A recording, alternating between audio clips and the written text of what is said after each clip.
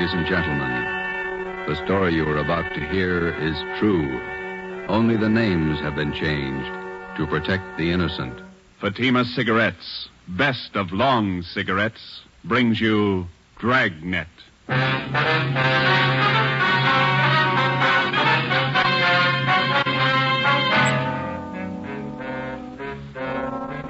You're a detective sergeant. You're assigned to homicide detail. A vicious killer has taken the life of a 62-year-old woman. Suspicion points in only one direction. The murderer was heartless, cold-blooded. Your job, get him. If you want a long cigarette, smoke the best of long cigarettes. Smoke Fatima. It's the long cigarette that contains an essential ingredient of all the very popular cigarettes, Turkish tobacco. That's why you see the Turkish symbols on the attractive golden yellow Fatima package. That's why Fatima has a much different, much better flavor and aroma than any other long cigarette. That's why Fatima doubles and redoubles its smokers. Yes, if you want a long cigarette, smoke the best of long cigarettes. Smoke Fatima. Dragnet, the documented drama of an actual crime. For the next 30 minutes, in cooperation with the Los Angeles Police Department, you will travel step by step on the side of the law through an actual case from official police files. From beginning to end, from crime to punishment, Dragnet is the story of your police force in action. It was Saturday, November 5th. It was foggy in Los Angeles. We were working the day watch out of homicide. My partner's Ben Romero. The boss is Ed Backstrand, chief of detectives. My name's Friday. It was 3:35 p.m. when I got to room 42. Homicide.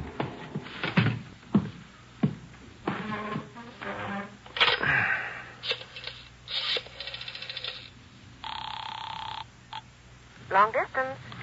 This is Friday in homicide. I'd like to place a call to Mr. Frank Renard in Murphy, Idaho. The number is 761. Frank Renard, Murphy, Idaho, 761. Yeah, that's right. The call's been cleared with the business office. All right. Do you want me to call you back, Sergeant? No, I'll hang on. Okay, I'll place it for you.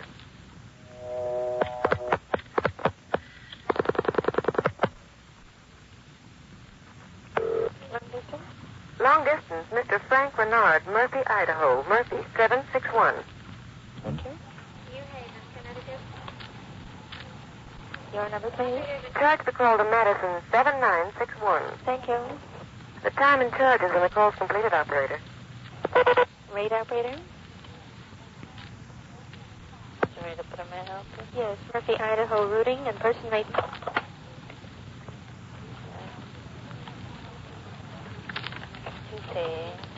N-A-M-P-A, Napa. Hi. Operator, the number is 4C. Hi. 160, thank you. Welcome. Through Boise.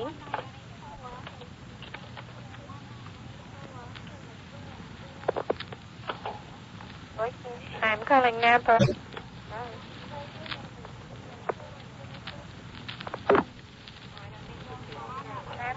Murphy, 761. Thank you.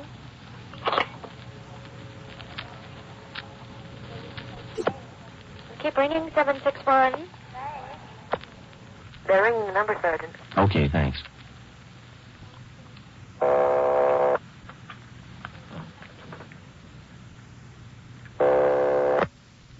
Hello? Mr. Frank Renard, please. Los Angeles calling. Who do you want? Mr. Frank Renard, please. Los Angeles calling. I'm Frank Renard. Go ahead, please. All right, Sergeant, go ahead. Hello? Hello? Hello, Frank Renard? Yeah, who's this? This is Sergeant Friday, Los Angeles Police Department. I've got an urgent message for you. For me? Well, what's the matter? Well, your wife, Dolores, asked me to call you. Something's happened to your mother. What do you mean? What's happened? I better let your wife tell you. She wants you back in Los Angeles right away. Look, what's this all about? I can't leave my job now. You better come. Your mother's been murdered.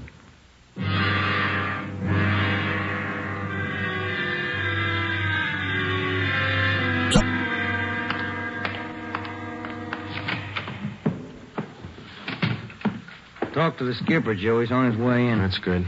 Did you call my husband? Did you? He's flying down from Idaho tonight. Be here in the morning. You tell him about me? The trouble I'm in? I told him his mother was murdered. That's all I told him, Mrs. Renard. What am I going to say to Frank? He always sided in with his mother. He'll never believe me. What can I tell him? Jory can give you more trouble than your husband can. What you going to tell them? Are you stupid or something? How many times do I have to say it? I didn't kill her. I didn't kill her. It's a small room, Miss Renard. We can hear you. Sit down, please. I won't sit down. You're not pinning this on me because I didn't do it. Anybody could have killed the old hag, but I didn't. Will you sit down, please? I don't have to take this. I'm no tramp. Keeping me in here, asking me questions. I told you all I know. Look, you're in a bad spot. I hope you realize that. I didn't kill her. Miss Renard, how long have you and your mother-in-law been living together in the house on Chavez Road? Since Frank took the job up in Idaho. About 6 months.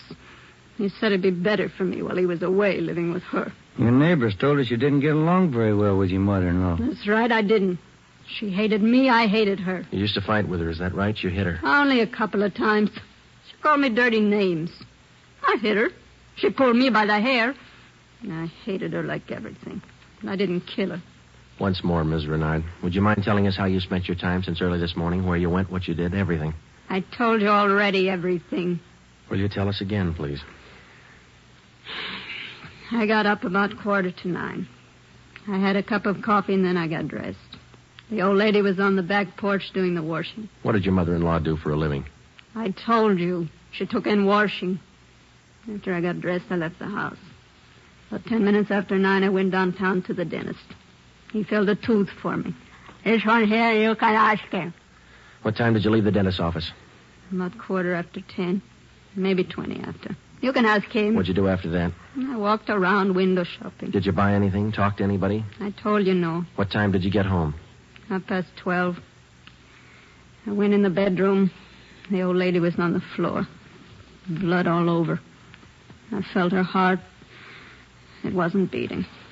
Is that when you got the blood on your dress? Yeah. Now, that's all I'm going to say.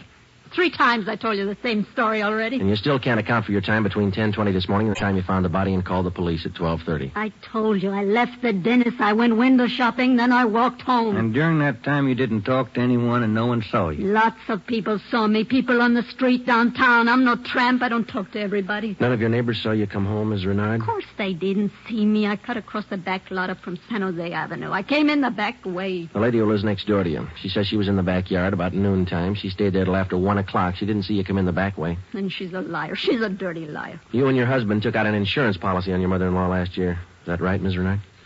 Sure it is. What of it? $5,000? Yeah, so what? You know a man by the name of George Martino? No. You better tell the truth, Ms. Renard.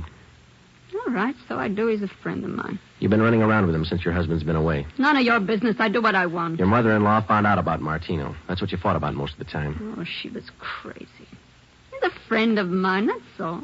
Are you telling the truth, Ms. Renard? Martino's a boyfriend of mine. I told you, that's all. Your mother-in-law found out you were running around with him. She warned you if you didn't shake Martino, she'd write your husband. You said you'd kill her if she did. That's a lie. That's what your mother-in-law told one of the neighbor ladies. And I said it just to scare her. One night I was drinking. We had a fight. She was yapping at me all night. I said it just to scare her. But she wrote the letter anyway. And that's what she said. But I didn't kill her. You had the time, the motive, and the opportunity. It wasn't me. I didn't kill her. Interrogation room, Friday. This is Brennan, Joe. Yeah, Bill. Where are you? Santa Monica. Picked up George Martino.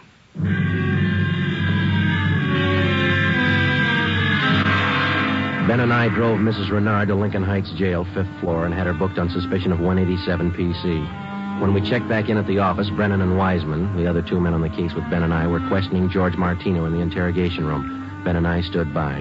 Martino admitted only 2 things. He had been running around with Mrs. Renard since her husband left town, and he had heard Mrs. Renard express a desire to do away with her mother-in-law. After the questioning of Martino, Sergeant Brennan, Ben and I met with Chief Ed Backstrand. It was 5:15 p.m. You got everything but the murder weapon, huh? That and Mrs. Renard's confession. She ought to come through, huh, Joe? I don't know. She's scared, but she's still got a smart mouth. What about Martino, Brennan? You think he had a hand in it? I don't think so. We spent most of the afternoon talking to him. He hasn't got the guts. We took a statement. And does he have an alibi? Solid. What was the cause of death? Strangulation, multiple fractures of the skull. All motives are with Mrs. Renard, Chief. Pretty clear-cut job. No evidence of robbery or burglary, I guess. A couple of dresser drawers in the bedroom were emptied on the floor and clothes tossed all around. Pretty obvious plan to make it look like burglary. Maybe. We found 3 $1 bills in plain sight. They were on the floor near the body. If a burglar went through the stuff, he wouldn't have missed that money. And it shouldn't be too much trouble tying it up. Shouldn't be, Skipper. Friday and Romero, you follow the case through. Just a minute. Hello, Backstrand. Yeah? What? All right, I'll send him over. Lee Jones. Just finished checking the evidence at the crime lab. Yeah? He thinks Mrs. Renard's innocent.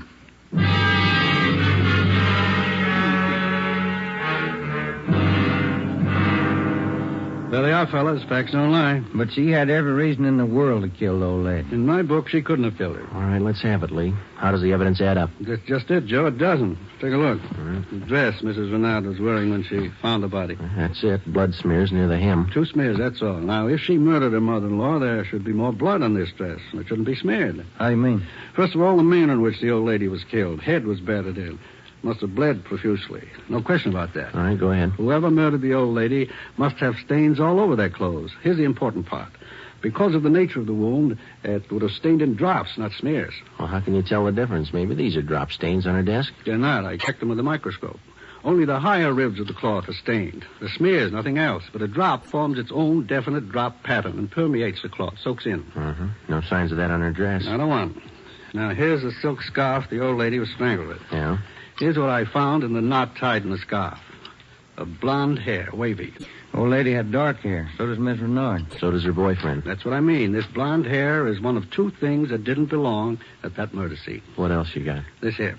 What is it, Lee? Small piece of plastic. From a gun butt, I'd say. See here? Crisscross surface, then a little smooth area here. Yeah? The killer could have hit the old lady with the butt of a gun. And a piece of the stock could have chipped off like this, huh? Miss Renard doesn't own a gun. Neither did her mother-in-law.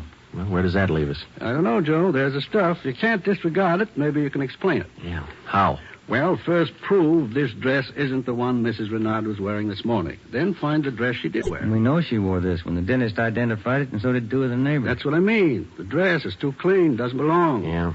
And this blonde hair, this piece of gun butt, they don't belong either. Well, and you think she's innocent? You're looking at the evidence. What do you think?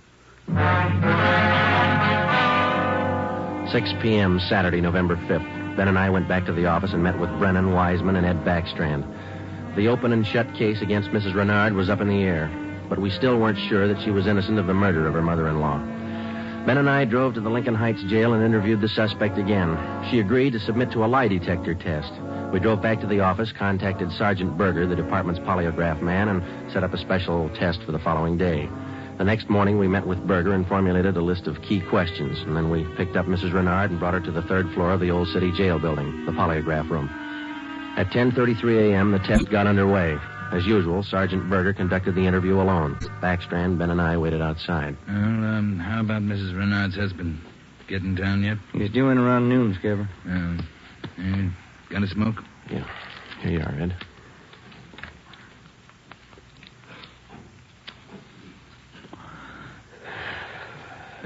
Thanks. What time is it now?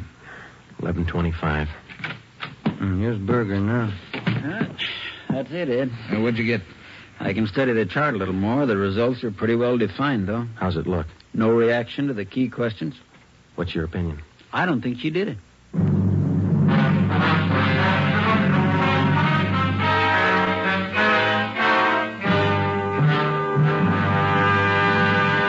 You are listening to Dragnet, authentic stories of your police force in action. And in leading magazines this week, you'll see this authentic story. Headline: Fatima's sensational growth sets a record for long cigarettes. Then you'll read the actual reasons smokers give for changing to Fatima. Fatima is different. It's mild and has a wonderful flavor. Fatima's best. These are the words of Miss Pamela Bookman of New York, where Fatima has increased its smokers 132%. Fatima tastes much better than any other long cigarette. It's the best. Says Mr. James S. Winterhalter of Detroit, where Fatima smokers have increased 348%. I like the flavor, and Fatima is mild. It's the best long cigarette. That's the statement of Mrs. Mary C. Werdeman of Los Angeles, where Fatima has increased its smokers 545%. Yes, more and more long cigarette smokers every day agree. A change to Fatima is a change to the best. Enjoy Fatima yourself. Best of long cigarettes. 8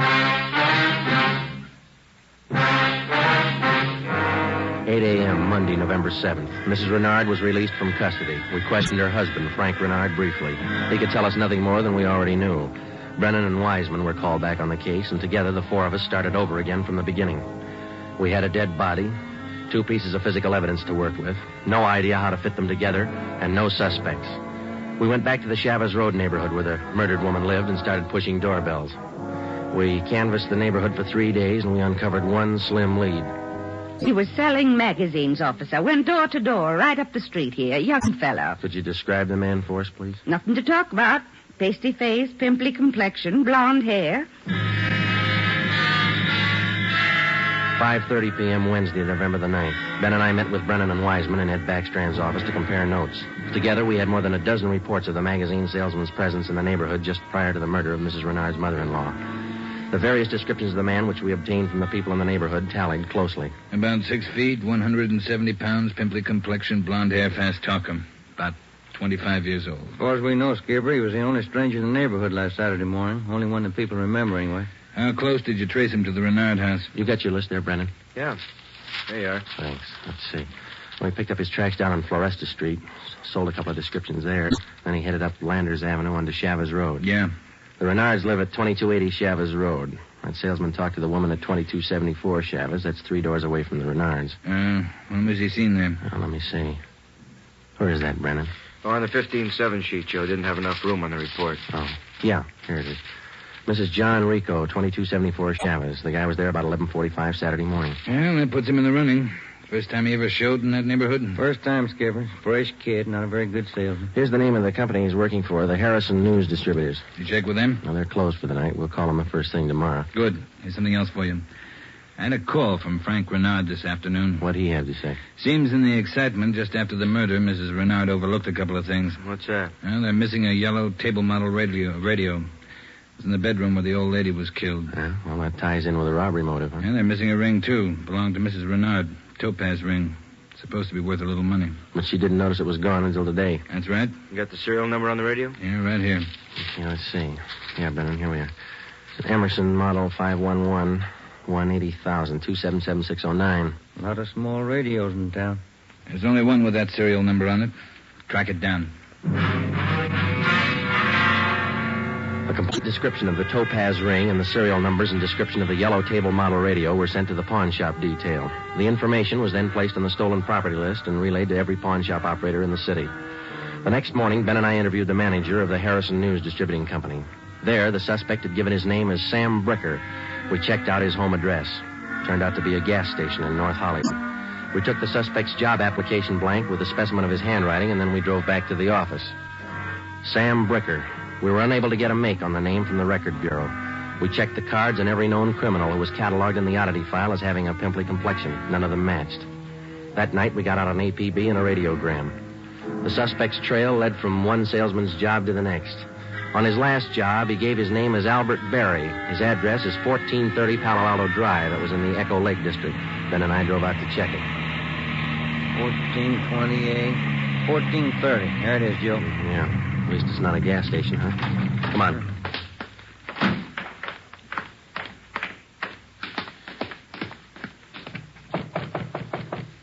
Tiresome, huh? Yeah, I could stand a change. Yes, what is it? We're looking for an Albert Berry, ma'am. Does he live here? Mr. Berry, I'm sorry. He and his wife moved 4 days ago. We identified ourselves as police officers and had the landlady, a Mrs. Catherine Hoffman, show us the apartment which Berry and his wife had occupied. It was still vacant. In one of the closets in the apartment, we found a cheap overnight bag. The lock on it was broken and one of the seams had ripped. I forgot about that old bag, and Mr. Berry told me I could throw it away. Take a look. I'm in. Yeah. How long has Berry been married? Do you know, Mrs. Hoffman? No, I don't. But the way they acted, lovey-dovey all the time, I don't think they've been together long. Hey, Joe. Look, some kind of an identification tag. Yeah, let me see. Get it up here. It's a tool disc, it looks like, doesn't it? Jameson Larrabee, Pittsburgh, Pennsylvania. You're not after Mr. Barry, are you, officer? Yes, ma'am, we are. Did he leave a forwarding address? I wish he did. I'm holding 3 letters for Mrs. Barry in my apartment right now. May we see them, please? Certainly. Would you step this way, please? My apartment's just across the hall. Yes, ma'am. Would you like a bottle of beer or something? No, ma'am, thanks. Let's see. I thought I put... Yes, here they are. 3 of them, Sergeant. From her folks, I think. Mrs. Barry's from Fresno. Oh, that's good. You want to copy down this return address, ma'am? Yeah, go ahead. Okay. That's C.K. Ulrich, U-L-R-I-C-K. 525 North Lamona, Fresno. Yeah, got it. There you are, Miss Hoffman. By the way, did the Barrys say they'd call for their mail? Mrs. Barry did. That's why I'm holding on to it. All right. Just one more question. Do you remember if Mr. and Mrs. Barry had a radio? Yes, they did. A small one. Do you remember what brand it was? No, I don't. It had a yellow case. That's all I remember. Before we left, we called Ed Backstrand, and he had an immediate stakeout placed at the apartment house in case the Barrys returned to pick up their mail. Ben and I went back to the office and placed a call to the Pittsburgh Police Department. We gave them the description and the number of the tool disc which we'd found in Barry's old suitcase. They said they'd check with the Jameson Larrabee Company in the morning, and then they'd call us back. That night, Ben and I drove to Fresno and checked in at the police station up there. 2 officers were assigned to stake out the Ulrich home. We interviewed Mr. Ulrich, who identified himself as Albert Barry's father-in-law. He told us his daughter had married the murder suspect 8 months before, and he gave us pictures of Barry taken at the wedding. Ulrich told us that he'd catch a Santa Fe train out of Fresno the next morning. He wanted to be in Los Angeles to take his daughter home when Barry was apprehended. It was almost 2 a.m. when Ben and I left Fresno and started back for Los Angeles. We checked in at the office at 10 minutes past 8 the next morning. At 8:35, the call came through from the Pittsburgh Police Department. What did they say, Joe? It was a tool disc, all right. Jameson Larrabee Company, issued 18 months ago to one of their workers. They give a name? Albert Barry. 11 a.m. Monday, December the 5th. 1 month to the day since the 62-year-old woman had been beaten to death. The pictures of Barry and his wife, which had been taken at their wedding, were printed up in wholesale lots and distributed to all points. Mr. Ulrich, Barry's father-in-law, arrived in town and got himself a hotel room. We waited. There was no report from the stakeout at the apartment house. We checked back in at the office at 5 minutes to 1. I'll get it. Homicide, Friday. This is Mr. Ulrich, Sergeant. I just got a call from my wife in Fresno. I thought you'd want to know. What's that? The wife got a letter from Norma. They're living in South Pasadena, an apartment. You got the address there? Yes, sir. That's what the wife called about. It's 134 Norway Terrace. When was the letter mailed, do you know? Wife said it was postmarked December 3rd, day before yesterday. Get your coat on, Ulrich. We'll be right over. Ben and I picked up Mr. Ulrich at his hotel and drove to the South Pasadena address. Barry and his wife had the apartment on the top floor. Neither of them were at home. The landlord let us in with a pass key. In the bedroom, we found a small yellow radio. We checked the serial numbers. They matched. It was the same radio stolen from the Renard house. In the bedroom closet, we found 2 suitcases. We checked through them. Nothing in this one, Joe. Here we are. Look at these. What are they, Sergeant? A pair of plastic gun butts. Let's see, Joe. One of them's been chipped, see? Sergeant, somebody coming up the stairs. All right, let's get in the living room. Be quiet.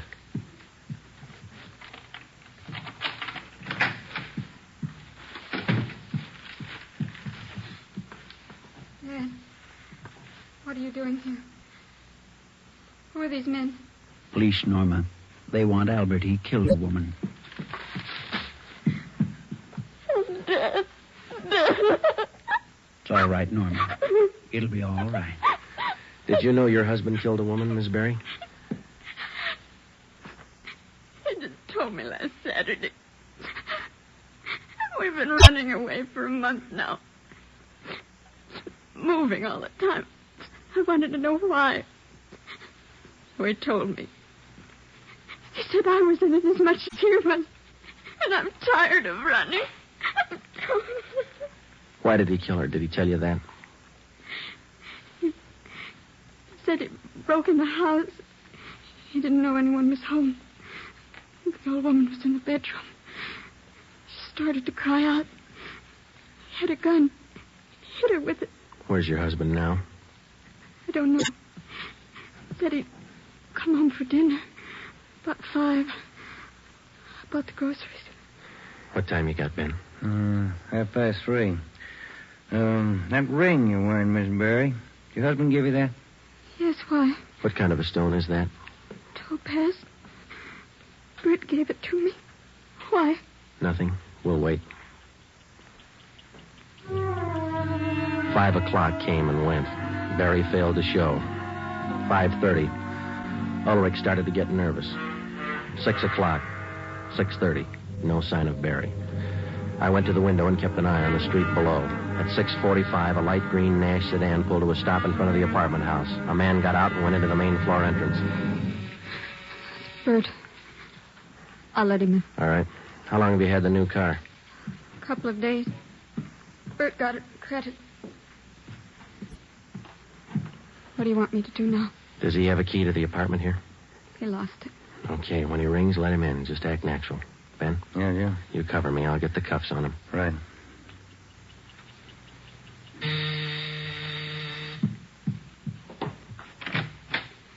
Hi, Bert. Look out, Joe! All right, drop it, Barry. Okay, Ben. Yeah. He's fast with a gun. Nice looking, isn't he, Sergeant? You'd never think he'd kill anybody.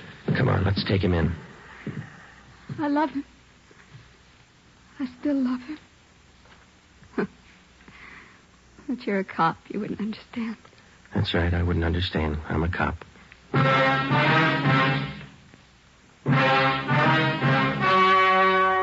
story you have just heard was true. Only the names were changed to protect the innocent. On February 16th, 1947, trial was held in Superior Court, Department 82, City and County of Los Angeles, State of California. In a moment, the results of that trial. Earlier tonight, you heard the reports of amazing increases in Fatima smokers from New York to Los Angeles. Yes, all over the country, Fatima is doubling and redoubling its sales. And here's reason one. Fatima is the long cigarette that contains an essential ingredient of all the very popular cigarettes, Turkish tobacco. Reason two. Fatima has a much different, much better flavor and aroma than any other long cigarette. Reason three. To millions of smokers, the name Fatima has always stood for the best in cigarette quality. Smoke Fatima, the best of all long cigarettes.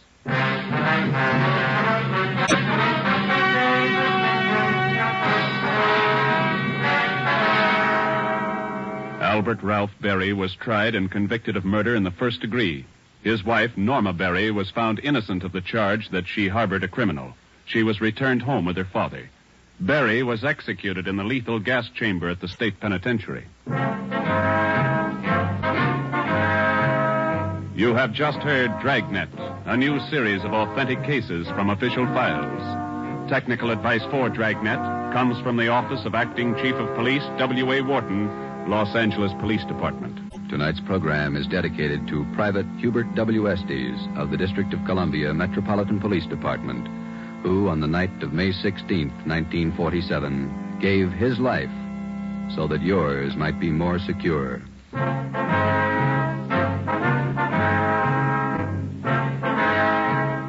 Fatima Cigarettes, best of long cigarettes, has brought you Dragnet, portion transcribed from Los Angeles. Be sure to hear songs by Morton Downey tonight on NBC.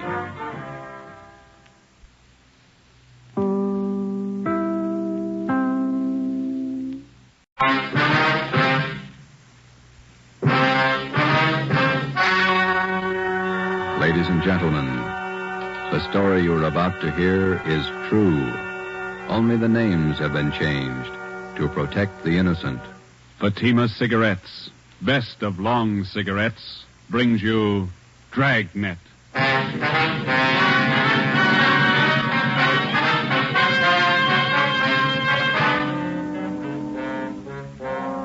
You're a detective sergeant. You're assigned to Juvenile Bureau. A rash of crimes has broken out in your city. Suspicion points to an organized gang of juveniles. Your job, stop them. If you want a long cigarette, smoke the best of long cigarettes. Smoke Fatima. It's the long cigarette that contains an essential ingredient of all the very popular cigarettes, Turkish tobacco. That's why you see the Turkish symbols on the attractive gold and yellow Fatima package. That's why Fatima has a much different, much better flavor and aroma than any other long cigarette. That's why Fatima doubles and redoubles its smokers.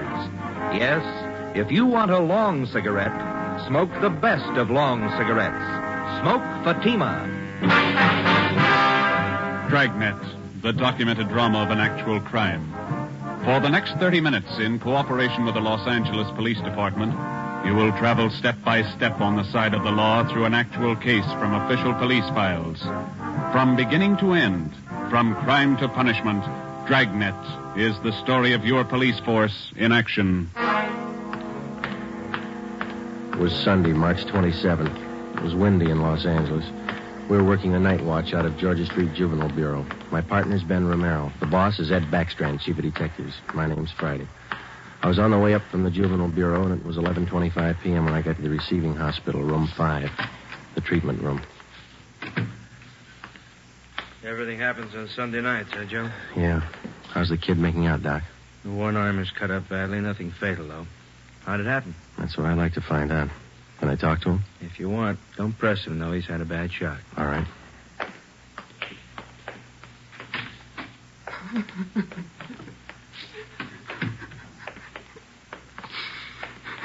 Officer here to talk to you, son.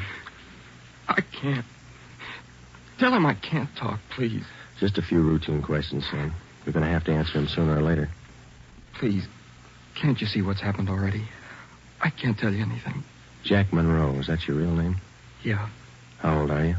I'll be 16 next July. Where do you live? I can't tell you. You know that. Now, let me alone, will you? Let me alone. You've been running around with that gang of kids on Spring Street, haven't you? The big timers, isn't that what they call themselves? I don't know anything about it. Believe me, I can't talk. You tipped us off about the burglary they were going to pull tonight. Is that where they knifed you? Look, will you believe me? I can't tell you anything. Not anything, please. He's still shaky, Joe. All right, Doc. Well, Jack, we'll talk about it later when you feel better. You see what they've done to me already?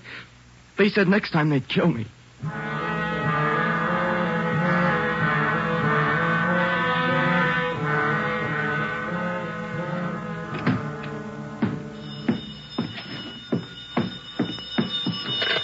Juvenile Bureau, Friday.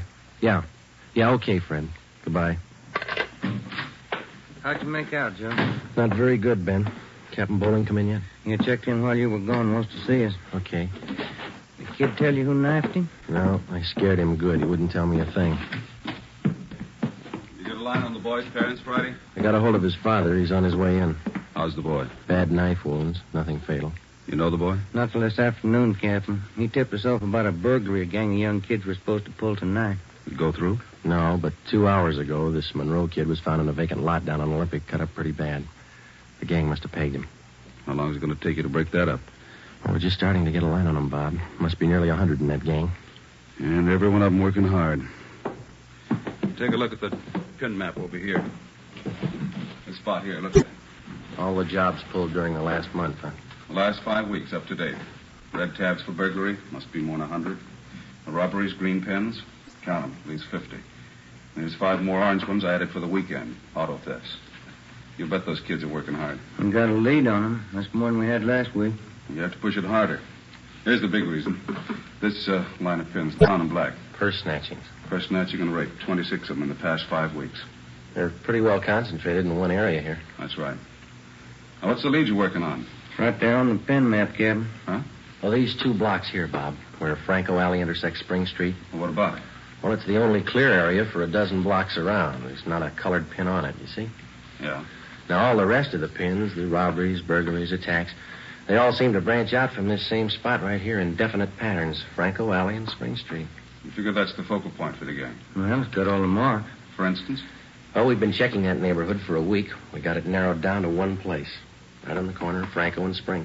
What is it? It's a soda fountain. It's pretty typical. Only it stays open all night, and it gets a pretty good play from kids. A regular hangout, Captain. Pretty tough youngsters. None of them over 18. Who runs the place? Guy named Eddie Ramsey, small-time con man. Had a run-in with him when we worked bunco detail. I remember the name. Smart mouth. Tried to give us trouble when we Talked to some kids in there last night. He's got a place set up for him in the back of the store, kind of a club room. It sounds like a good lead. What are you doing about it? Well, just a minute. Captain Bowling. Yeah? Who? Yeah, we'll be right down. The Monroe kid, his father's downstairs, cursing every one of us. What's his problem? Can't understand how his boy got in trouble. Come on, Ben, let's tell him.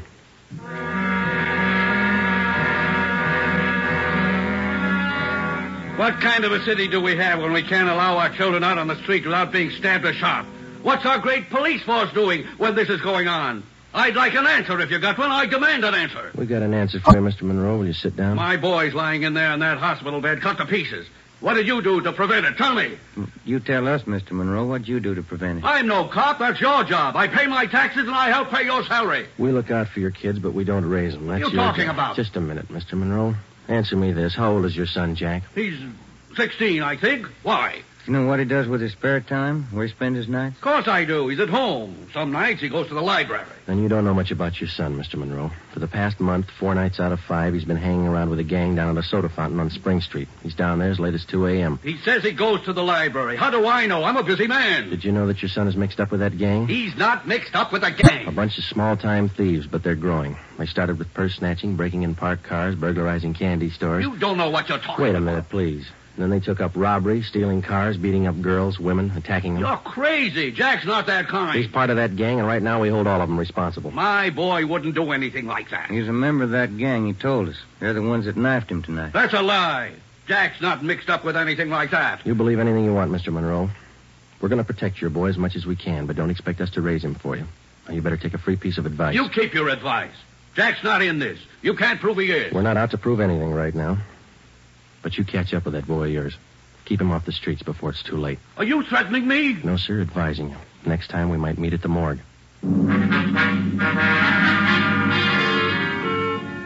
1 a.m. Monday, March 28th. A detail of 50 officers from Juvenile Bureau and Metropolitan Division were deployed for 16 blocks along Figueroa Street.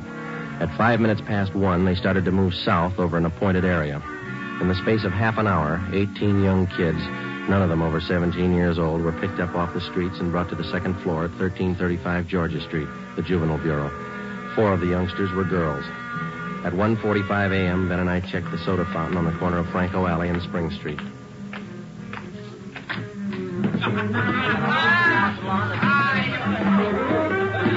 Same bunch, Joe. Business as usual. Yeah, come on. Hey, Teddy, the Bulls. They're back again. Same guys. Go back and tell Eddie. Hey, look, why do you guys have to keep tracking us, huh? You'd think we were crooks or something. You were here the last time we checked in, Teddy. You ever go home? Sure, when I'm tired. I ain't tired. What's the matter? That's your money on the table there? Sure, it's my money. You want to borrow a buck? $28. That's a lot of money for a boy your age. You keep pretty late hours, son. You have to go to school in the morning? Maybe. I can sit here, can't I? It's free country. I'm drinking coffee. You gonna make me on that? You've been drinking more than coffee. Where's your driver's license? Every time the same thing. There. March 10th, 1933, 16 years old. Giving you trouble, Ted? Eddie's on his way out. What's your name? Jones. Clyde Jones. Huh, Ted? Sure. He's got money, too. Rich family. You can save the smart talk, boys. Any of your pals in the back room? What's the trouble now, Sergeant? How many times a week do we get a checkup? Go ahead, Eddie. Read him off. We told you the last time, Ramsey. Clean up your place here or we'll ride your back till you do. I told you the last time, Sergeant. There's nothing wrong with my place. It's almost 2 o'clock in the morning. You got a dozen underage kids hanging around here doing nothing. Some of them have been drinking. Schoolboys. Better to have them in here than hanging around outside in the street. I keep an eye on them. You're not the guardian, Ramsey. This time of night, they've got no business in here or on the street alone. That's your opinion, huh? That's the law, Ramsey. Now, either you shut down that back room and keep these kids out of here late at night, or we'll go after your license. You don't scare me, Sergeant.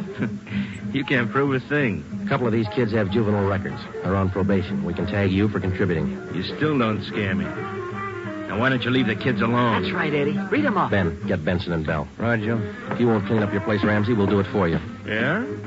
What are you going to do? We're pulling these boys in, all of them.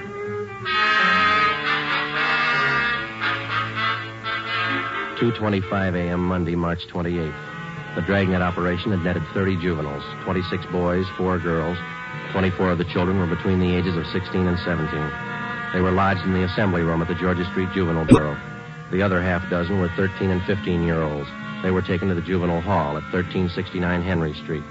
At 2:43 a.m., we met with Captain Bowling. They're all checked in, 30 of them. All right, in the morning we filed petitions to have every one of these cases brought to the attention of the juvenile court. Make a note of it. Okay, Bob. For the kids with records, ask for detention from the probation department. Right. We'll call their parents in the morning. Call them now. They've got some explaining to do.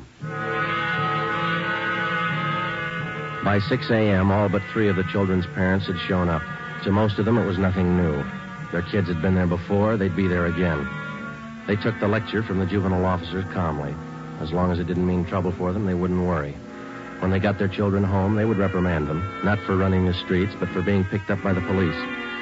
Ben and I had seen the cycle of the young criminals start before, 100 times over. It had a lot of different endings, most of them sour. During the next week that followed, we booked an average of a dozen juvenile delinquents every night. The clampdown continued, so did the crime wave. 10 burglaries, 4 robberies, 8 car thefts, 6 person etchings, 3 assaults on women. 1 week's work. Picked up a new angle on Ramsey today, Captain. He might be fencing for the game. Who gave you the tip-off? One of our informants. Ramsey's brother lives out in the valley. He's supposed to be pushing this stuff. You check him out? Yeah, I couldn't get a thing on him. Well, it might explain what attracts the kids to that soda fountain. It explains those $20 bills the kids are flashing. They steal and rob, and then they sell the loot to Ramsey for nothing. Another thing. Ramsey keeps his place open all night, and there's no reason to. He doesn't get that much trade. It's only from the young gang that hangs around there. You question the kids? How do they account for having all that money? Well, most of them say Ramsey lends it to them. They say they pay him back a little at a time. I think he's fencing for the kids. You tried to get his license? No luck, Captain. We can't prove a thing against him. Then we'll do it the hard way. Sweat it out. That night, we drove out to Ramsey's soda fountain and asked him again to clean up his place, to keep the young kids out after 10 o'clock at night, to stop lending them money.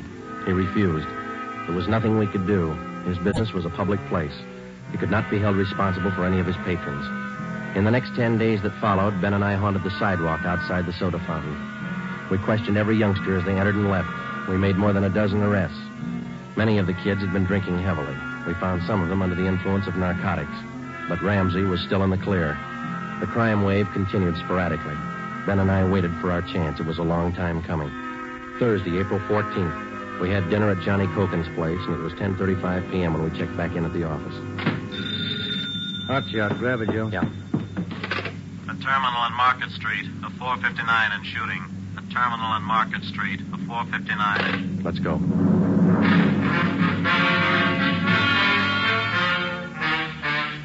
He was approximately 5 feet 4 inches tall, 125 pounds, brown hair, brown eyes, slight build, fair complexion. He was wearing blue jeans and a corduroy jacket. We found him between a row of packing cases at the rear of the warehouse at Terminal and Market Streets. There was a single bullet hole in his forehead just above the left eye. There was a .38 revolver near his right hand. The watchman told us how it happened. He broke in the back of the warehouse, Sergeant. He wanted to shoot it out with me. Here's his ID card. Fell out of his pocket. Teddy Cameron, age 15.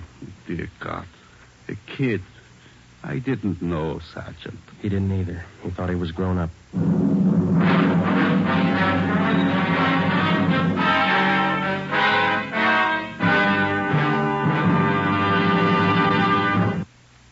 You are listening to Dragnet for the solution to an actual case from official police files.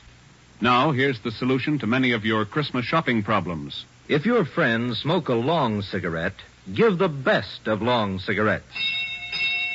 Give Fatima, and all is well. Fatima. The long cigarette that contains an essential ingredient of all the very popular cigarettes, Turkish tobacco. Give Fatima, and all is well. Fatima. The cigarette that has a much different, much better flavor and aroma than any other long cigarette. Give Fatima, and all is well. Fatima. The cigarette that has doubled and redoubled in popularity. Here are the authentic reports. New York Division. Fatima sales up 132%. Chicago Division. Fatima sales up 453%. Los Angeles Division. Fatima sales up 545%. More and more smokers agree Fatima is the best of long cigarettes. So enjoy Fatima yourself and give Fatima for Christmas. in the attractive golden yellow carton. Everyone who smokes Fatima says that this great new long cigarette is the best of all long cigarettes.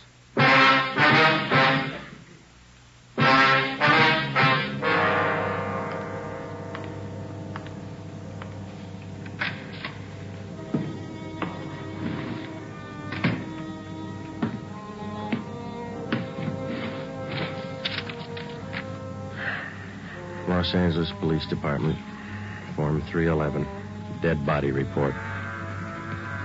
Type, gunshot. DR number 437695. Victim, Theodore Cameron. Residence address, 960 Charter Street. Date and time of death, Thursday, April 14th, 10:35 p.m. Place, Terminal and Market Streets, South State Warehouse. Cause of death, gunshot. Motive or reason, attempted burglary. Time discovered, 10:40 p.m. Removed to County Morgue. Discovered by Carl Hyben, night watchman. Identified by Barbara Cameron, sister. Description of victim, male, Caucasian, age 15, height, weight, so on so. Occupation, student, descent, English, and was a witness. Signed Joe Friday, serial number 2288, age 15.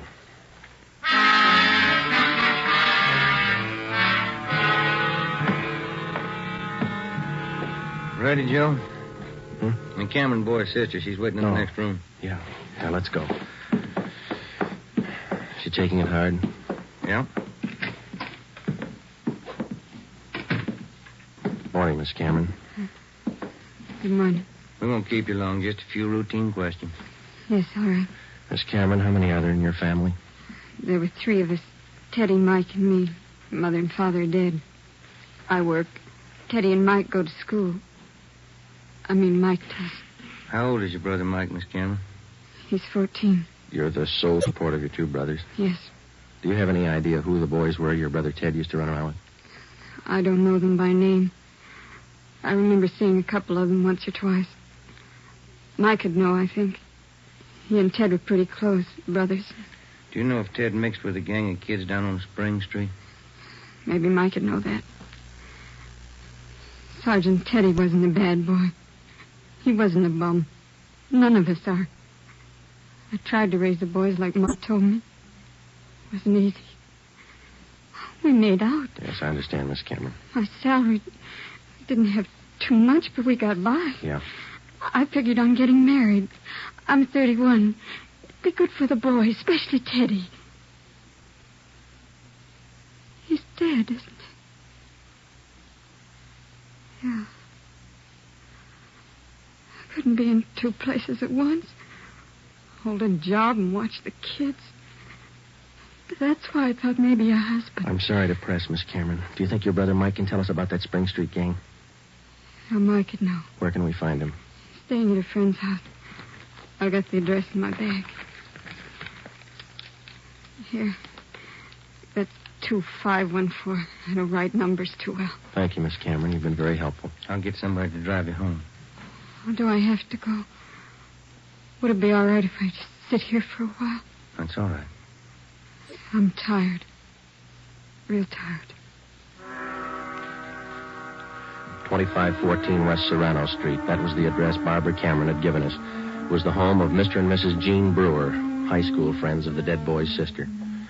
We talked to Mike Cameron. He told us that his brother Teddy had been running around with a gang down on Spring Street. He identified Ramsey Soda Fountain as the hangout.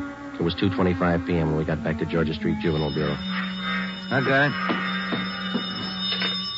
Juvenile Bureau, Romero. Yeah, hold on, I'll call him. You, Joe. Thanks.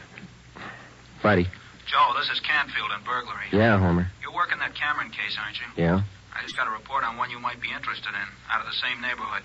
Distillery prowl. What do you got on it? Looks like a juvenile M.O. They got away with 7 cases of Scotch whiskey. Expensive stuff. Okay, we'll hop on it. Bubeck Warehouse, Crocker at 7th. Miss Elizabeth Rice was the auditor in charge at the Bubeck Warehouse. We located her on the mezzanine office row.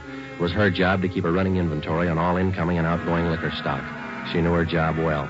As you know, Sergeant Friday, each and every bottle of distilled spirits carries a United States Internal Revenue stamp. Yes, ma'am. Each stamp carries a serial number together with the name of the firm to whom the stamps are issued. Well, Miss Rice, in the stuff that's missing, the stamp on each bottle carries the case number. Is that right? That's right. Now, what did I tell you? Oh, yes, I have it right here. 7 cases of high-grade blended Scotch whiskey. Now, I have a bottle identical to those in the missing cases. Yes, I see. Now, if you'll just look here. Yes, ma'am. The number on this stamp here, 36A2279956, followed by the firm name. Could you give us the numbers of the stolen cases? Now, I have them typed out for you right here. 7 cases, 12 bottles to the case, Canada Dry Incorporated, 4 of the red label and 3 of the black label, Johnny Walker. All right, thank you very much, Miss Rice. And you think that this might be a juvenile case, Sergeant? Yes, ma'am, we do. 7 cases, that's close to $600, isn't it? We've lost a great deal more than that, Sergeant. The insurance company makes up for the liquor loss. Yes, ma'am. Those youngsters, who makes up for them? Ben and I left the Bubeck Warehouse with a list of serial numbers of the 7 cases of stolen liquor. We headed back for the Juvenile Bureau. We figured that there was a strong possibility that the Spring Street gang was responsible for the warehouse liquor theft. How were they disposing of the stolen property? That was the key question we had to answer. Ben and I had a hunch and a tip from an informant that the young gang was operating under the guidance of a fence, a man or woman whose job it is to dispose of stolen property. The gang members were close to Ramsey at the soda fountain. Ramsey was the logical suspect. All right, now suppose they did steal the liquor. Suppose Ramsey's a fence. What's he done with the stuff? I don't think he's turned it this fast, if he's turned it at all. He wouldn't keep it at the soda fountain, no liquor license. And we've been around too much. He wouldn't keep it in his house. He lives in the rear of the fountain. It's too hot. Only leaves one other location that we know about. His brother's place in the valley. It was 5 minutes to 10 when we turned left off Ventura Boulevard onto Sepulveda. Ramsey's brother had a small farm about a mile and a half off the highway.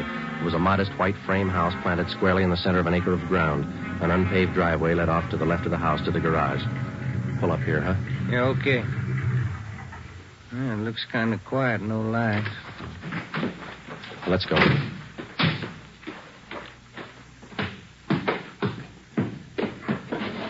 Mud sticks to everything. Now, where's the doorbell? Oh, here it is. You got your flashlight? Yeah, what? Here's a note somebody left. Oh, it's on the bum again. Here, I'll strike a match. Okay. Can you hold it a little closer? Can you read it? Yeah. Harry, wife and I have gone to the drive-in theater. Before you put the truck away, get 3... Can you hold that match closer? Oh, no, wait a minute. Yeah. Get 3 cases out of the garage and take them into town. Ed is waiting. Please try to make it by 11:30 tonight. Let's see. It's signed George. The address is here. And there's the garage. Yeah, come on. 3 cases. Could be eggs, Joe. If it is, we wasted a trip.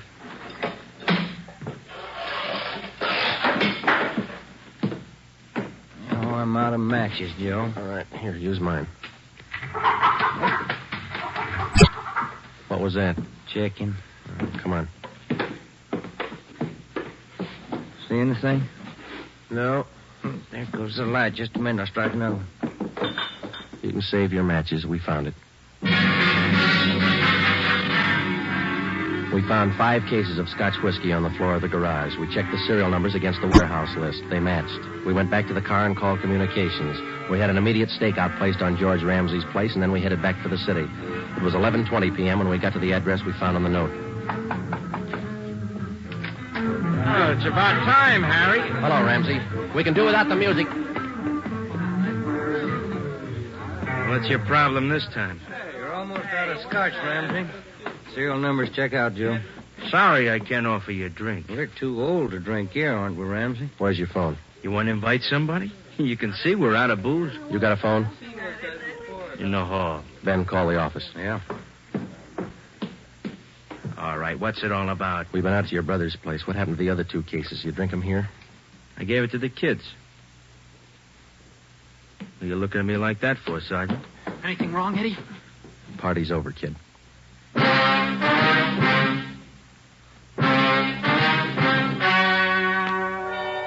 The story you have just heard was true.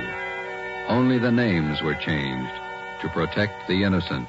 On June 5th, 1949, trial was held in Superior Court, Department 74, City and County of Los Angeles, State of California. In a moment, the results of that trial.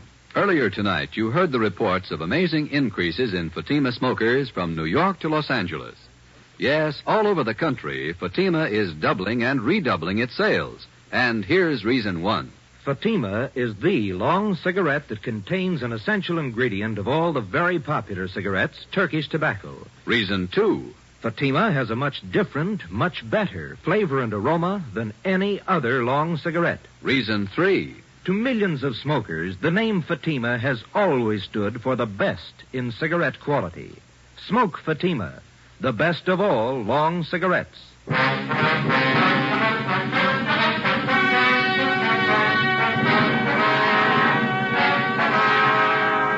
Edward and George Ramsey were tried and convicted in Superior Court of receiving stolen property.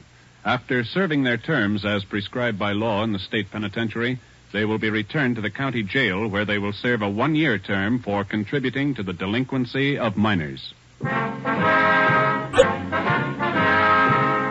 You have just heard Dragnet, a new series of authentic cases from official files.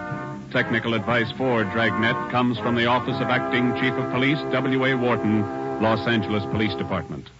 Honoring the city of Greenwich, state of Connecticut, and the men who make up the Greenwich Police Department, another of America's great law enforcement agencies. One of these men, Chief John M. Gleason, FBI National Police Academy graduate, who dedicates his life to making yours more secure. Fatima Cigarettes, the best of long cigarettes, has brought you Dragnet from Los Angeles.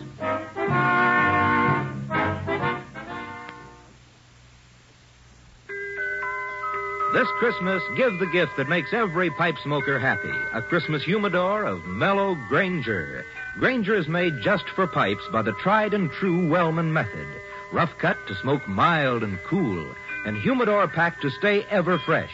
Yes, make this Christmas a Merry Christmas for all the pipe smokers on your list. Give them each a Christmas humidor of mellow Granger. Listen to Dragnet next week and be sure to hear Morton Downey tonight on NBC.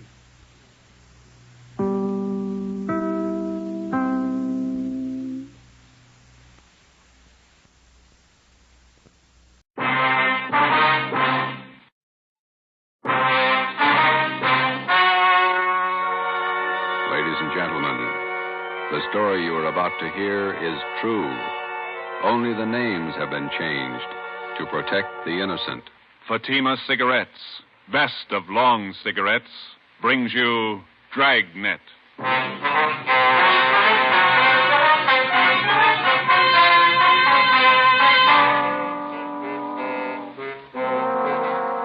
You're a detective sergeant. You're assigned to robbery detail. $8,000 worth of Chinese jade has been stolen. The criminal is vicious. His weapon, a handful of buckshot in a handkerchief. Your job, get him. If you want a long cigarette, smoke the best of long cigarettes. Smoke Fatima. Fatima is the long cigarette which contains the finest Turkish and domestic tobaccos superbly blended to make Fatima extra mild.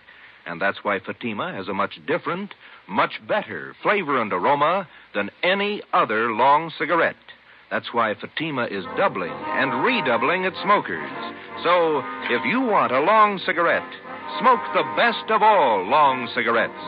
Smoke Fatima. Dragnet, the documented drama of an actual crime. For the next 30 minutes, in cooperation with the Los Angeles Police Department, You will travel step by step on the side of the law through an actual case from official police files. From beginning to end, from crime to punishment, Dragnet is the story of your police force in action. It was Monday, December 1st. It was foggy in Los Angeles. We were working the day watch out of robbery detail. My partner's Ben Romero. The boss is Ed Backstrand, chief of detectives. My name's Friday. It was 7:15 p.m. when we got to the police academy, the banquet room. Where do we sit, Joe? Well, Lee Jones is holding a couple seats for us someplace. You see him? Oh, yeah. There he is up there. Well, look at him. Everybody's here. Yeah, ought to be. Hi, fellas. A couple of ringside seats. Thanks, Lee. Did you get it? Yeah, right here. Mind if I take a look at it? No, go ahead. How come you didn't get it wrapped as a gift? No time. A gift box would have been nice. No cotton, even? Beautiful watch. Radium dial? Yeah. Universal Geneva. Fine movement. He'll like it. Look on the back. Let's see. For Chief Ed Backstrand, a good cop, Detective Bureau. Not very good engraving. No time. I didn't think the old man really meant it. 26 years. You get tired after 26 years. You've been at it 25, Lee. Oh, don't look at me like that. I got a book to finish. 23 chapters. How many chapters you got, Fanny? 2. How long you been writing it? 2 years. Well, at that rate, we'll be stuck with you for another 21 years. If you're lucky. Excuse me, fellas. Got to make a speech. All right, Lee.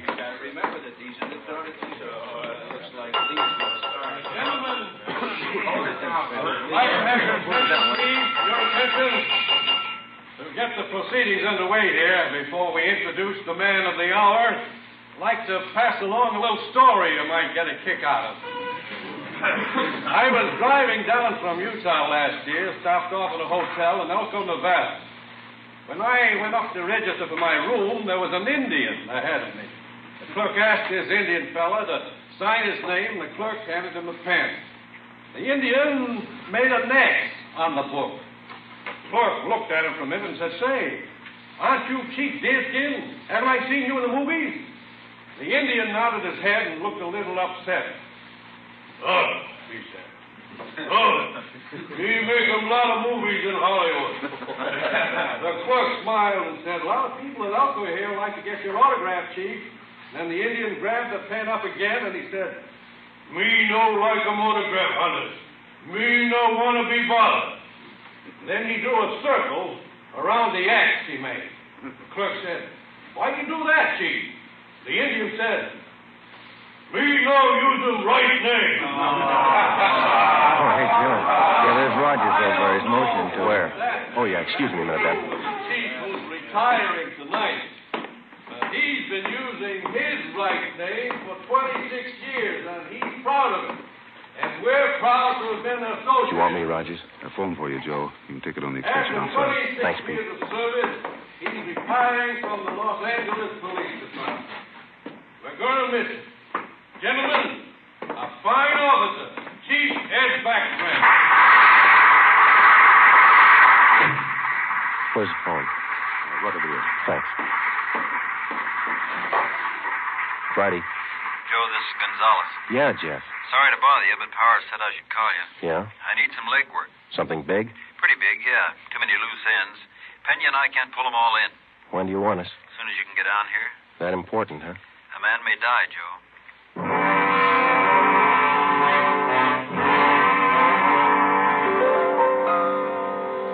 Hi, Jess. Got here as soon as we could. Sorry to pull you away. Hello, Romero. Gonzalez, what's up? Come on in here. All right. Here's a report. Not complete yet. Chinese fella. Name's George Kwan. He's a jeweler, gem cutter. Yeah. Jade expert. Knows as much about jade as anybody on the coast. Uh-huh. Says it happened at 5:30 today on Alvarado near the park. They weren't kidding, were they? They almost killed him. Yeah. Any idea what the weapon was, Jess? I'm not sure. Looks like some sort of blackjack, something homemade. Yeah. When they picked up Kwan, they found several buckshot pellets lying around and a man's handkerchief. Ray Pinker has the stuff over in the crime lab now. Where's Kwan? Have you talked to him? Got in a couple of questions down at Georgia Street while the doc was giving him sedatives. Little guy's a mess, Joe. Gonna be all right? 50-50 chance when I called you out of the academy. Well, why did they beat him? Do you resist? I don't have it all yet, but from what he said, he was jumped from behind, didn't have a chance to fight. Whoever it was kept beating him long after he was unconscious. What'd they take him for? A couple of pieces of jade, large ones, very rare. Mm-hmm. You got anything else? Yeah, we got a star witness, just one. Did you talk to him yet? Just did, for an hour and a half. You want to crack at it? Are you having trouble with him? Yeah, little. All right, Pena. Send him in again. Yes, sir. You want to talk some more? 6 years old, Joe. His name was Norman Eugene Fisher, and he was 6 years of age last April. Like all young boys his age, his imagination ran away with him. What would be only a minor detail to an adult witness assumed tremendous proportions in Norman's young mind. He told us his story 3 times. Each time he elaborated a little more until what he claimed was the truth could only have been figments of a small child's imagination. Ben and I, together with Gonzales and Pena, talked with the boy for another hour. We were getting tired, but Norman enjoyed his position as star witness. Once more, Norman, please, try to remember it as it really happened.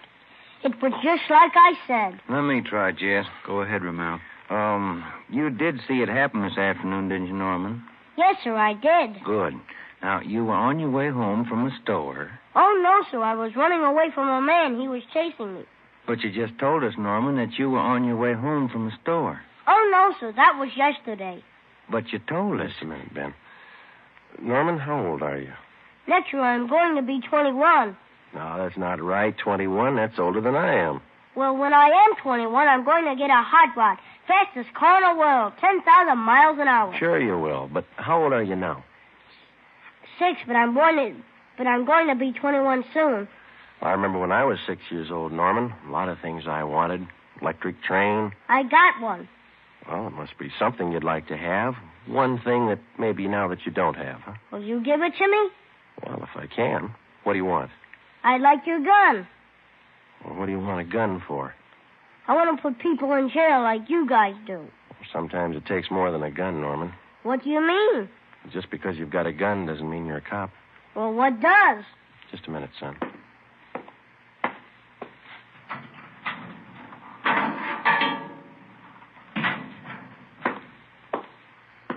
Here you go, Norman. A good cop uses this more than a gun. Gee. It's a real police badge. It's mine. Official? Official. Can I hold it? Go ahead. It's yours. When I wear this, I'm a real detective. Well, that's part of it. The other part is to tell us what you really saw today. Now, how about it, huh? There were 4 men, like I said, and they all had machines. No, wait a minute, Norman. I thought you said you were a detective now. I am. Well, a good detective has to remember exactly what he sees, not something he makes up. It's not very scary that way. No, it's no use, Joe. He can't get his story straight. Oh, yes, I can. I'm a detective now, and I know what happened. All right, Norman, you tell us, huh? I was on my way home from the store. I saw this truck stop down the street. What did the truck look like? I don't know. It was a funny kind of truck. Had a wood back. You mean like a dump truck?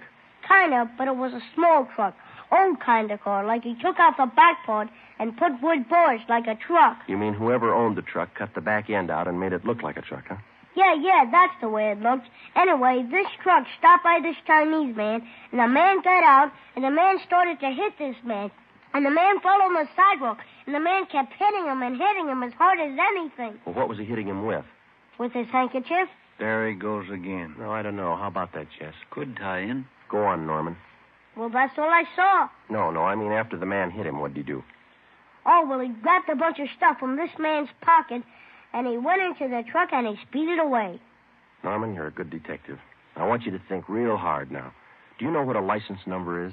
Yeah. Good. Do you think you could remember the numbers on that truck? If I knew what they were, I could. In school, we're just having numbers now. I only know up to 7, but there were 2 7s in it. You're getting all this, Jess? Yeah, keep going. Norman, you've helped us a lot. Can you remember what the man on the truck looked like? He had a big head and he looked mean. All right, just one more thing now. Can you remember the color of that truck? It looked black, but the back part had black and white stripes. I don't know how you did it, Joe. Well, what do you think? How about it? Me too. All right, Norman. Your mother's waiting outside for you. You can go home now. You're a real detective. Can I wear my badge now? You bet you can. Okay. Say, Yes, sir? as soon as I arrest somebody, will you put him in jail? With the help of an outdated police badge, no longer official, we had the statement of a 6-year-old boy with a healthy imagination. We had an idea he was telling us the truth, but we had no way of being certain. Since he was the only witness, we had to accept his word and hope that he was putting us on the right track. The quickest way to make sure was to see if some of the details in little Norman Fisher's story would check out. Jess Gonzalez and Manuel Pena took the job of trying to locate a homemade pickup truck with 2 7s in the license number. They started by checking all the late 3.8 forms, the vehicle theft and impound reports. The next morning, Ben and I called the General Hospital and talked with Dr. Sebastian. He told us that the victim, George Kwan, had improved sufficiently to allow a brief interview. It was 10:14 a.m. when we got to Ward C, General Hospital. Doctor tells us you're a little better this morning, Mr. Kwan. Yes, sir. I shall be all right, although it is quite painful at times. We're sorry to bother you, Mr. Kwan, but we've got to have a little more information on the robbery. I will tell you all I can, sir. I should like to recover the missing jade pieces. It is a great loss to me. Did you get any kind of a look at the man who hit you? Oh, he attacked me from behind, knocked me to the pavement. I made an attempt to get to my feet, but he struck me again and again, here at the base of my neck. You didn't see him at all, then? No, sir, I did not. Do you have any idea who could have done this? Unfortunately, no. I cannot think of anyone. Well, what was stolen from you? We know it was jade, but can you give us a more detailed description? Well, sir, I lost 2 thumb rings, very rare, collector's items. Thumb rings? How much were they worth, would you say? Well, I paid $8,000 for the 2 rings. Wonder if you could describe them to us. Well, both rings were relics of the time when the Chinese archer drew his hunting bow with a special thumb ring. Uh-huh. Any particular identifying marks on them? Oh, they both have linings of fine gold to fit them to the fingers of the new owners. Who were the new owners? I had just purchased them yesterday, before I was robbed. I was on my way to San Francisco to show them to prospective buyers. Who did you buy the rings from, Mr. Kwan? Mrs. Inez Curtis, a very reputable dealer. We have done business for many years. I wonder if we could have her business address, huh? She has her office at her home. It is 1957 Harper Annex off Sunset Boulevard in Beverly Hills. How many people knew that you had the jade on you at that particular time yesterday? Oh, let me see. There were only 2 other buyers present beside Mrs. Curtis. I do not recall their names. They were new to me. Mrs. Curtis would know. Mr. Kwan, we know that you're tired. We have just one more question.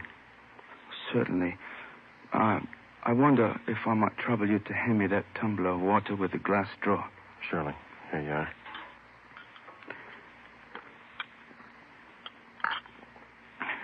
Thank you very much. You're welcome.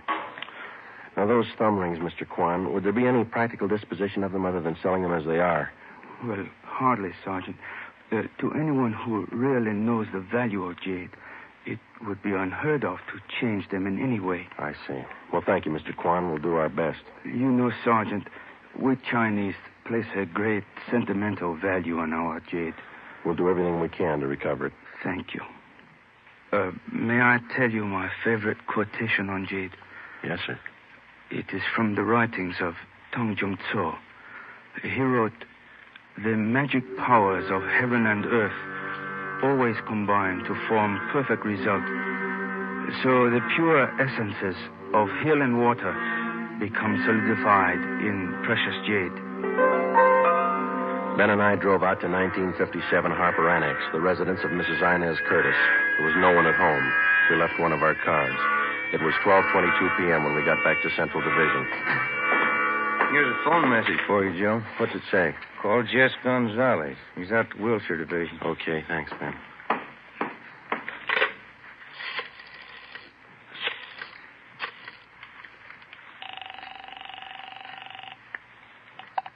Wilshire Detectives, Dillian. Hi, Harry. Gonzalez around? Just a minute.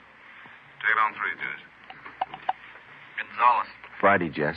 we got the truck and we got the driver. We'll be right out. Something else, Joe. Yeah? The kid was right. There were 2 7s in the license number.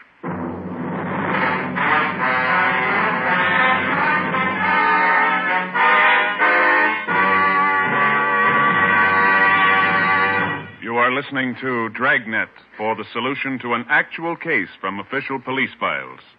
Now, here is a real solution to many of your Christmas shopping problems. If your friends smoke a long cigarette, give the best of long cigarettes, Fatima. Give Fatima for quality. The name Fatima has always stood for the best in cigarette quality. Give Fatima for flavor. Fatima has a much different, much better flavor and aroma than any other long cigarette. Give Fatima. They're extra mild. Yes, Fatima is the long cigarette which contains the finest Turkish and domestic tobaccos blended to make Fatima extra mild. Yes, extra mild. So give Fatima for Christmas in the attractive golden yellow carton. It's the long cigarette that has doubled and redoubled its smokers. More and more smokers every day agree Fatima is the best of all long cigarettes.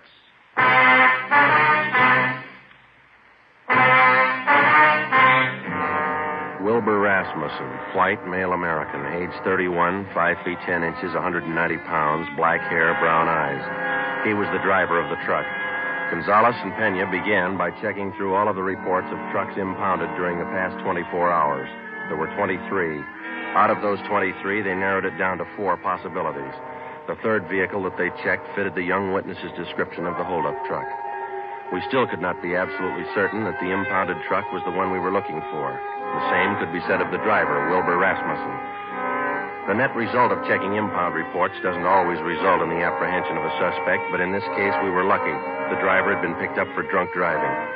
It was 1:30 p.m. when we checked in at the Wilshire Division. Hi, Jess. Where is he? You're a little late. What do you mean? He's gone, released on bail. Who furnished the bail? The woman he works for, Mrs. Inez Curtis. Well, that doesn't figure, Jess, or does it? Why not? How many people knew Quan had the Jade? That's not my guess. Quan vouches for her. He's been doing business with her for years. What do you think, Joe? It's your show. I'm just tagging along. Well, one thing's sure. Just a minute.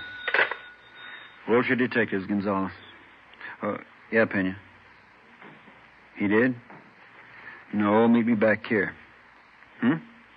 Friday and Romero are here. Right. The Fisher kid just identified Rasmussen's picture.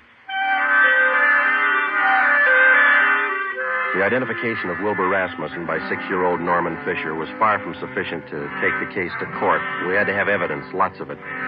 Rasmussen had been given a thorough shakedown, his apartment and the truck. There was no sign of the stolen Jade rings. Gonzalez told us that the truck had come from the U-Drive truck rental on Figueroa Street. We checked with Mr. Crockett at U-Drive. Let me have another look at that picture, boys. Yeah, here you are. What'd you say his name was? Rasmussen. Wilbur Rasmussen. You want to know if he rented a truck from Miss Wynn? Yesterday. Maybe the day before. No, not this fella. Never seen him. Before we left U-Drive, we checked over the rental contract on the truck in question. The deposit check for the truck was signed by Mrs. Inez Curtis. The truck was checked out at 6 a.m. The rental contract, the actual release form showing to whom the vehicle had been rented, was signed by a Harry Wilson. Rasmussen's name did not appear on any of the usual rental forms. The manager of U-Drive was positive that he had not rented a truck to Rasmussen. We drove out to 1957 Harper Annex. This time we found Mrs. Inez Curtis at home. I'm terribly sorry about Mr. Corn. Does he have everything he needs in the hospital? Yes, ma'am. How long did you say this Harry Wilson had been working for you? 6 or 8 weeks. But I'm sure you're wrong about him. We're not accusing him of anything, Miss Curtis. We just want to talk to him. He certainly came to me well recommended. He was a nice man. When was the last time you saw him? Day before yesterday. He asked for his check, said he was quitting. Told him I was sorry to see him go. I'm anxious to get that guest house finished. How about Rasmussen, Miss Curtis? How long has he been with you? Wilbur's been with me for about 7 months. Good worker, but he drinks too much. Feel sorry for him. You've rented trucks from the U-Drive company right along? Oh, yes, from Mr. Crockett. We had to have a truck to haul our building supplies. I'm saving an awful lot of money contracting this myself. It's a great saving. Yes, ma'am. The deposit on this last rental, did you give that check to Wilson or to Rasmussen? I sent both of them down to pick it up. Like I say, Wilbur's been drinking rather heavily lately, and I think Harry's the better driver of the two. Do you know which one of those men was driving the truck about 5:30 in the afternoon day before yesterday? Well, how would I know that, Sergeant? All I know is that I sent both of them down. I told Harry to drive. Yeah, I see. Miss Curtis, were either of those men present the day you sold the jade rings to Mr. Kwan? No, they have nothing to do with my gym business whatever. Did either of these men know about Mr. Kwan's purchase? Well, that's possible. They knew he was here. I'm sure they saw him come in. It's entirely possible that they might have overheard something. When did Mr. Kwan leave your house? About 5 o'clock.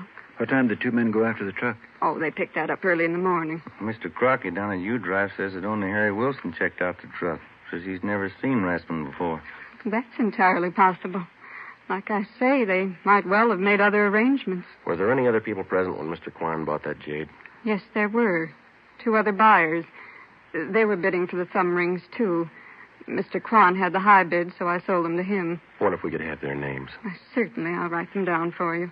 Miss Curtis, do you have any idea where we might locate Harry Wilson? Well, he told me he was going to Mexico, said he had friends down there. Well, thank you, Miss Curtis. You've been very helpful.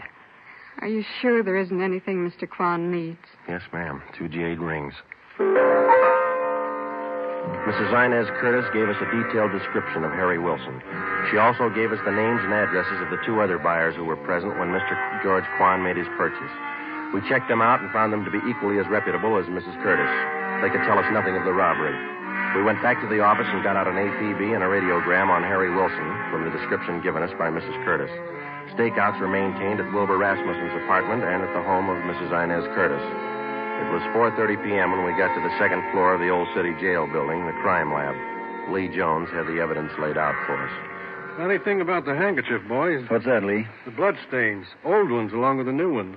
How does that figure? We know how the new ones were made when the handkerchief was filled with buckshot and used on Kwan. The old ones, hard to tell. How old would you say they were? Well, the handkerchief has been through the laundry a few times. Stains didn't come out. Laundry marks right here.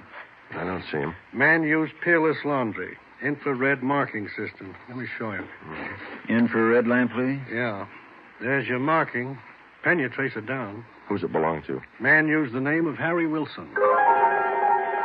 There was nothing to do now but wait for some word on Harry Wilson. The stakeouts continued. We re-questioned Wilbur Rasmussen, and we talked again with Mrs. Curtis and George Kwan. It was Tuesday, December the 8th. We checked in for work at 8 a.m. Morning, Jess. Hi, Joe. Where's Ben? Communications, getting the mail. Any word on the new chief of detectives? No, nothing. What's your guess? Oh, I think Thad Brown. A good man. Maybe. Sloan's a good man, too. When you come in here?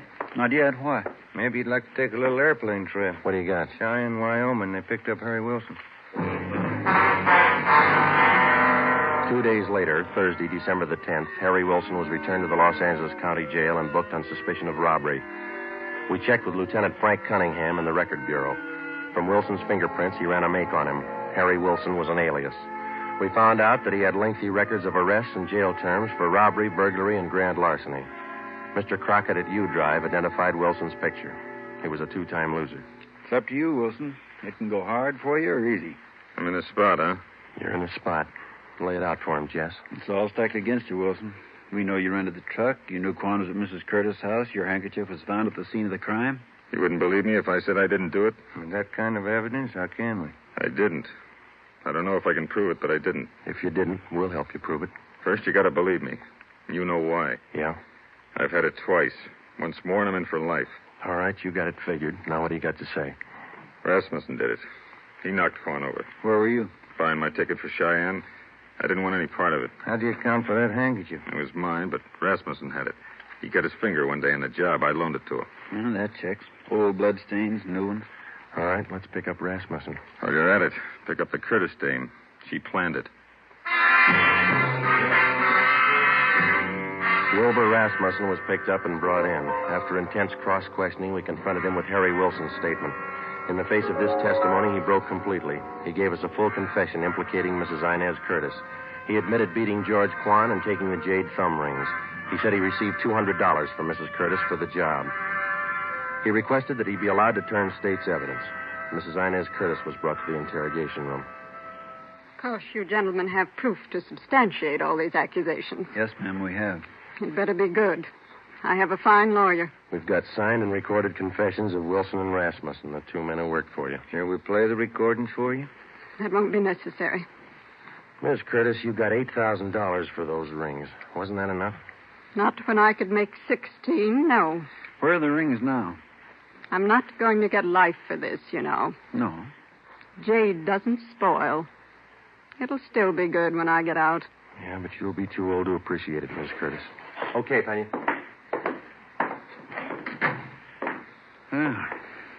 That was a funny one. Sure was. How about it? Did you figure it this way, Joe? You don't expect me to answer that, do you?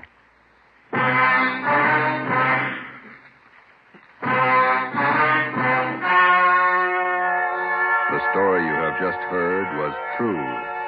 Only the names were changed to protect the innocent. On March 2nd, 1949, trial was held in Superior Court, Department 82, City and County of Los Angeles, State of California. In a moment, the results of that trial. Now, here are authentic reports from all over the country that tell the story of Fatima's sensational increase in popularity. New York Division. Fatima sales up 132%. Chicago Division. Fatima sales up 453%. Los Angeles Division. Fatima sales up 545%. Yes, more and more smokers agree Fatima is the best of long cigarettes. So enjoy Fatima yourself and give extra mild Fatimas for Christmas in the attractive golden yellow carton. Everyone who smokes Fatima says that this great new long cigarette is the best of all long cigarettes.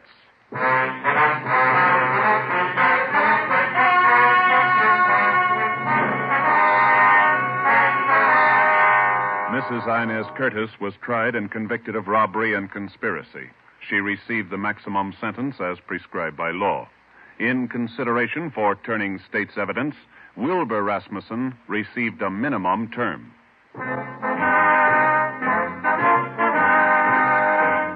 You have just heard Dragnet, a new series of authentic cases from official files.